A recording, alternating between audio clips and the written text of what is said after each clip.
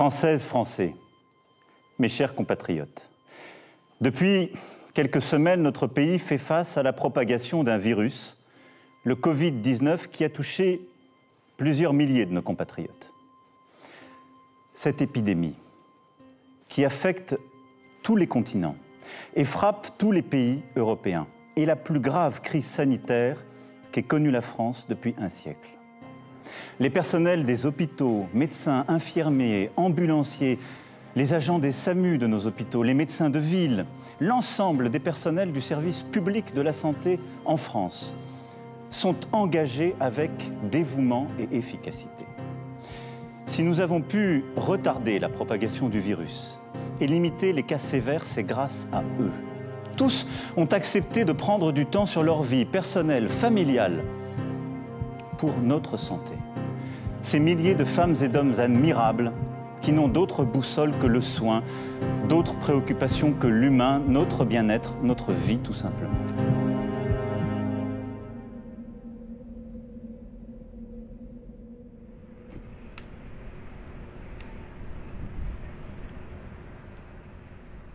On a eu les premiers cas qui sont apparus fin février, puisqu'on a été un des premiers foyers touchés en France avec la Haute-Savoie. Donc les premiers cas vers le 26-27 février à peu près. Et puis une explosion assez rapide du nombre de cas qui venaient surtout du Haut-Rhin, où il y a eu un foyer assez important à Mulhouse, qui est à 1h30 de route à peu près d'ici. Mulhouse qui a été rapidement dépassé parce que ça reste un hôpital périphérique qui est de grande taille, mais qui n'a pas pu faire face au nombre de malades qui se sont avérés. Donc on a rapidement accueilli énormément de malades aux hôpitaux universitaires de Strasbourg, qui venaient surtout du Haut-Rhin, assez peu du Bas-Rhin.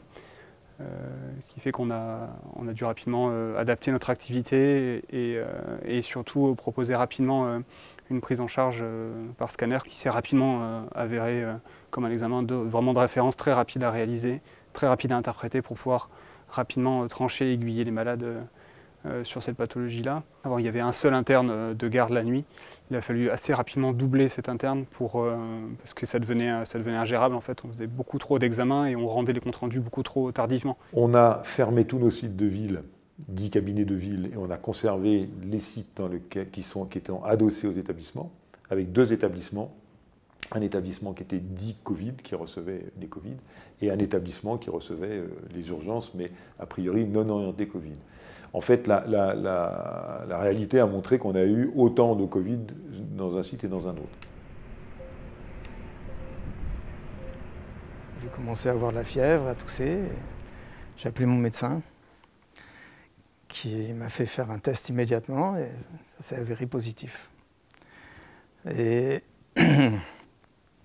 Et dès le lendemain, ma femme l'a rappelé, parce qu'elle trouvait que la situation n'était pas favorable, on va dire. Il est venu, il m'a pris la saturation, il m'a écouté, il m'a dit non, il faut partir tout de suite en urgence. Il a appelé les pompiers. Et ça a été le début d'une histoire bizarre, quoi. Ça veut dire qu'on a basculé dans un autre monde. Les pompiers arrivent.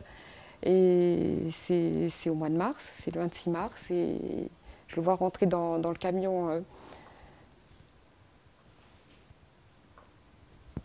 avec les pompiers en cosmonaute.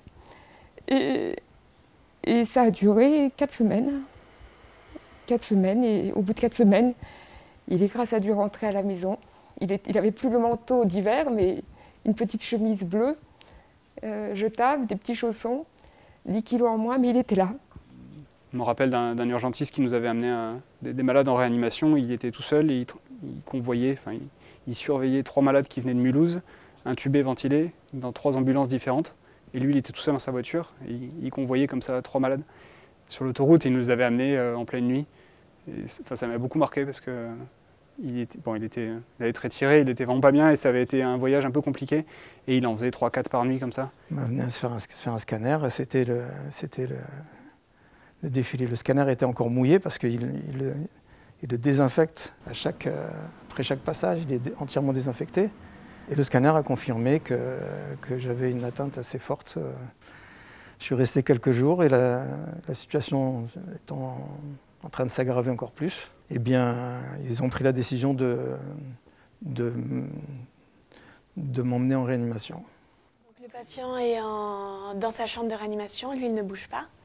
Nous, on arrive avec un appareil mobile de radio, avec un certain nombre de cassettes. C'est les cassettes qu'on développe à la fin pour avoir ces radios. Donc on avait même un protocole pour mettre cette cassette sous le dos du patient, puis enlever un premier film plastique, remettre dans la machine, puis enlever le deuxième en dehors du box. Donc voilà, même au niveau du matériel de radio, il y avait aussi ce protocole. On a totalement arrêté les rendez-vous externes. Donc on a consacré une machine pour les Covid. Donc on faisait ça toute la journée. Des fois ça montait à 200 patients pour la journée. Donc après on devait s'équiper, tout ce qui est masque, lunettes, charlotte, surchausse, surblouse. Donc on transpirait en dessous quand même, on avait très chaud. Et ouais, c'était toute une organisation et on a réussi au final. Au début c'était très stressant, mais au final on a trouvé un bon rythme et ça s'est très bien passé. La plus grande difficulté en tant que cadre de santé, c'était de tous les jours changer son organisation par rapport à des nouvelles informations qui arrivaient de Paris, hein, de la santé.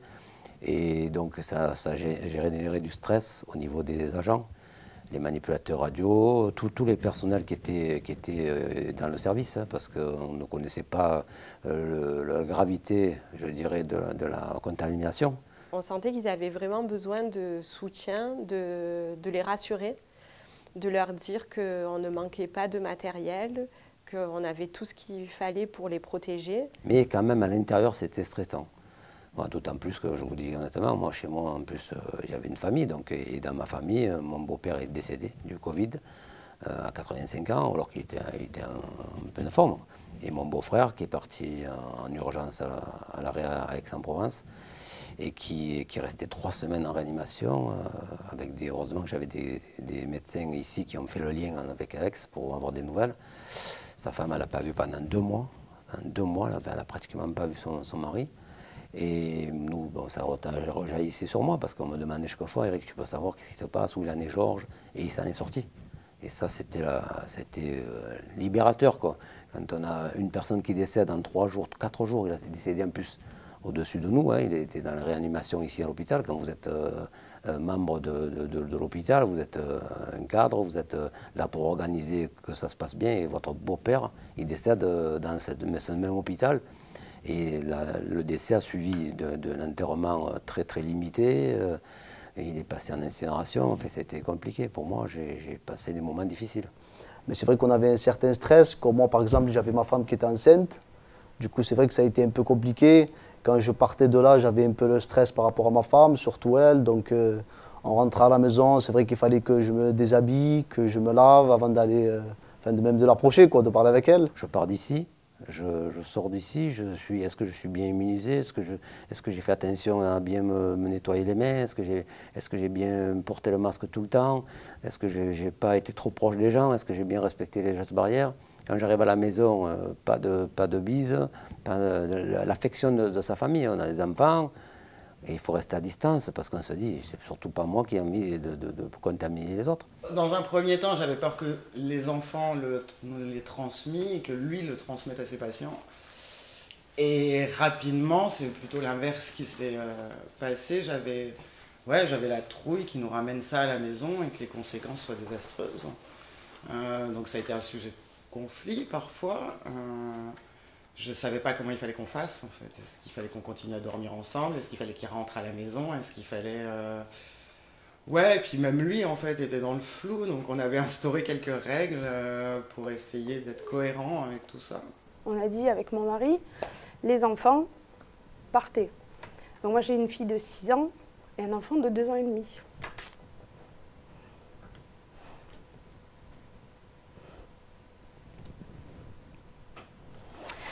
Et en fait, je les ai pas vus pendant 2 mois. Oh, pardon. Et je savais pas quand j'allais les revoir, en fait.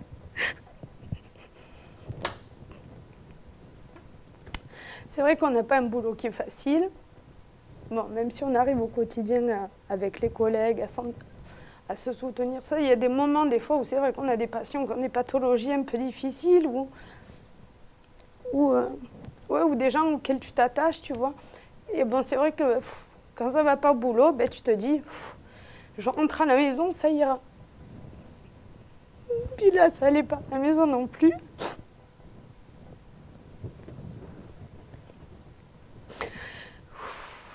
Pardon. Du coup, c'est vrai que c'était un peu compliqué. Vous connaissez le scanner? C'est comme la radio, il ne faut pas bouger, d'accord? D'accord.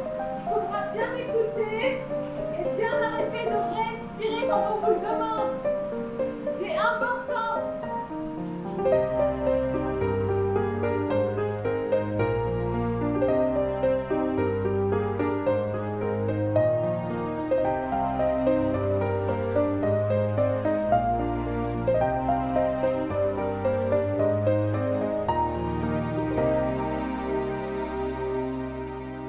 Ce qui m'a le plus plu, je pense que c'est vraiment le contact avec l'équipe.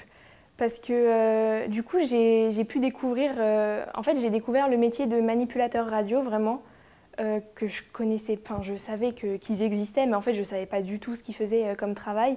Et en fait, ils font vraiment beaucoup de choses et en fait, personne n'est au courant. Enfin, c'est vraiment un métier qui est assez méconnu du public.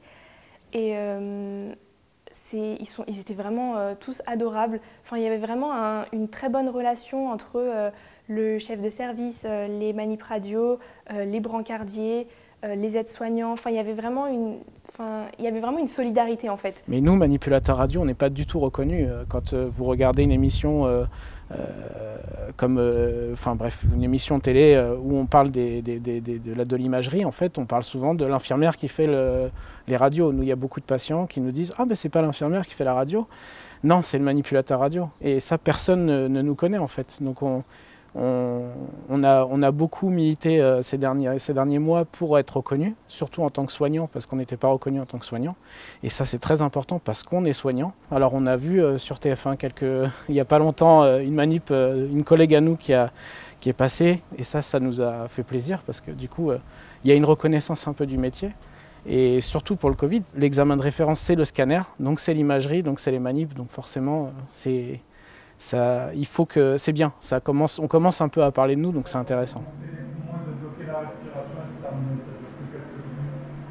Le premier souvenir de mon réveil, c'est je suis sur un brancard et il y a l'infirmière qui me tient avec des paroles de réconfort. Elle me dit de rester calme, de ne pas bouger. De toute façon, j'étais attaché, donc je ne risquais pas de bouger.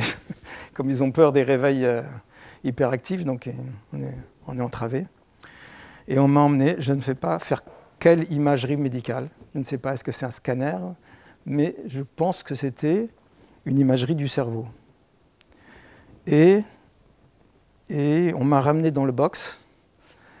Et là, entre-temps, les images étaient arrivées par le réseau interne sur l'écran. Et dans le box, il y avait le médecin réanimateur qui nous attendait. Et il disait à l'infirmière, bah ouais, tu avais raison, ça valait le coup de le réveiller, celui-là.